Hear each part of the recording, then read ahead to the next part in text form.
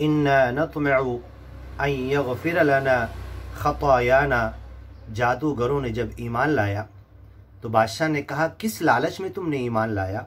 तो उन्होंने साफ कह दिया, लालच सिर्फ इतनी है, हम दिल में ये लालच रखते हैं, अन यग़फ़िर लना रब्बुना ख़तायाना, जो हमारा अकेला सच्चा रब है, मालिक, पालनहार, परवरदिगार,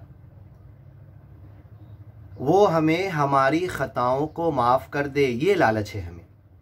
अनकुन्ना अव्वलल मुमिनीन, और ये लालच दिल में लेने का मतलब ये है कि सबसे पहले अव्वलियत हमने ईमान कबूल करने में की, सबसे आगे बढ़े ईमान कबूल करने में। हमने बादशाह की सज़ा की परवाह नहीं की और हम ईमान के लिए ऐलान करने के लिए, ज्ञान को समझकर इस ईमान में आने के लिए हमने पहल की है। तो हम अपने रब से मग़फ़िरत चाहते हैं, माफ़ी चाहते हैं कि वो रब हमें माफ़ कर दे।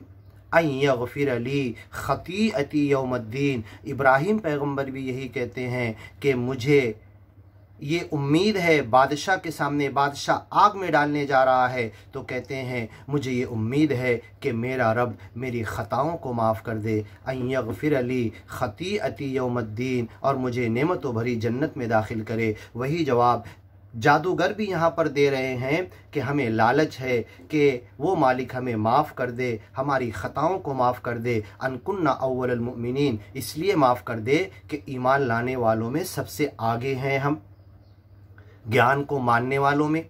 व औहैना इला मूसा, हमने मूसा पैगंबर को ज्ञान वह्य के अंदर ये बताया, ये समझाया, अन अस्री बिइबादी इन्नकुम मुत्तबऊन, कि रातों रात तुम अपने मानने वालों के साथ, ज्ञानी महात्माओं के साथ, जितने लोगों ने तुम्हारे हाथ पे ज्ञान लिया है, सबको लेके रात के अंधेरे में निकल जाना।